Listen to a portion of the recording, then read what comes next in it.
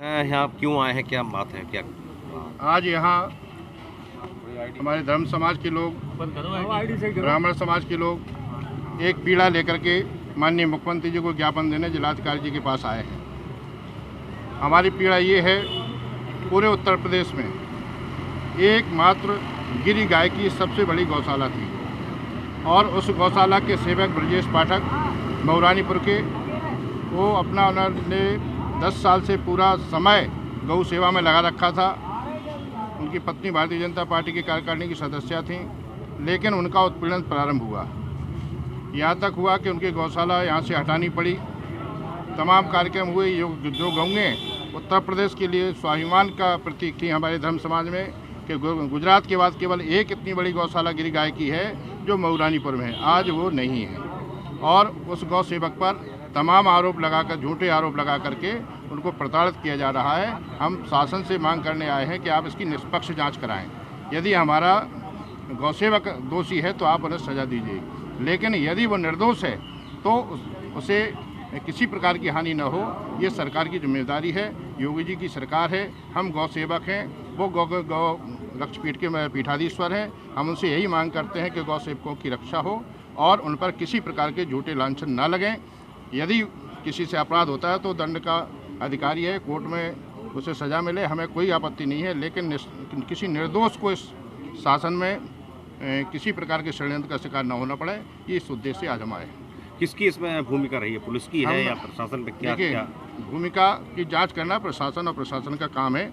हमारा तो व्यक्ति पीड़ित है और शासन उसकी जांच करेगा, वो तय करेगा कि भूमिका किसकी थी, कैसी थी।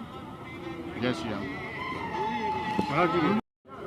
बुंदेलखंड की धरा पर जब इस प्रकरण को हमने अपने संज्ञान में लिया, संत समाज ने, चूँकि हम लोग जानते हैं ब्रजेश पाठक अरसे से गौवंश के लिए संघर्ष कर रहे हैं, जिसमें जो गौ तस्कर हैं, जो गौ माता की तस्करी करते हैं, ऐसे बहुत सारे जो तस्करी में इन्वॉल्व लोग हैं, उनको वो फूटी आँख नहीं सुहाते हैं।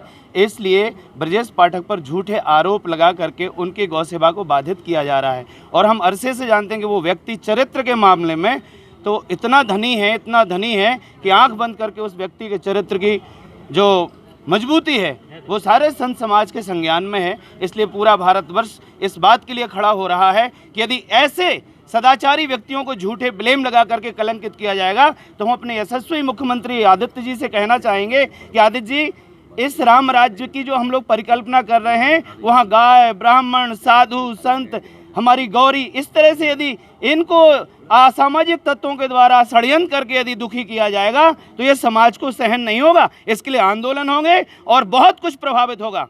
ब्रजेश पाठक जी को निर्दोष ना फंसाया जाए। हम आदरणीय योगी जी से और हम तो कहेंगे केंद्र की सरकार से भी कि जो इस देश की संस्कृति को पूरे विश्व के हित में प्रकाश में ला रही है, ऐसी केंद्र सरकार भारतीय संस्कृति को जो पूरा यूनिवर्सल ह्यूमन वैल्यू है उसको लेकर के गाय हमारा स्तंभ है और जो गाय पे काम कर रहा है उसको इस तरह से तंग किया जा रहा है, ये बिल्कुल सहन नहीं होगा। मैं परिव्राजक स्वामी दयाशंकर पूरे विरक्त मंडल की ओर से, संपूर्ण भारतवर्ष का जो विरक्त संत मंडल है उनकी ओर से ये प्रतिनिधित्व करने आया हूँ बुंदेलखंड की धरा पर ऋषिकेश से कि भैया, ऐसे सच्चे अच्छे लोगों को यदि प्रताड़ित करोगे, परेशान करोगे तो फिर इससे व्यवस्था से हमारा विश्वास डगमगा जाएगा। व्यवस्था को ठीक चलाओ, शासन का, कानून का दुरुपयोग नहीं होना चाहिए। हम जिलाधिकारी के माध्यम से, ज्ञापन के माध्यम से सीएम मुख्यमंत्री योगी आदित्यनाथ जी से कहना चाहेंगे कि इस तरह की ये जो घटना हो रही है ये बिल्कुल गलत हो रही है और इसके बारे में ठीक से जांच कराई जाए।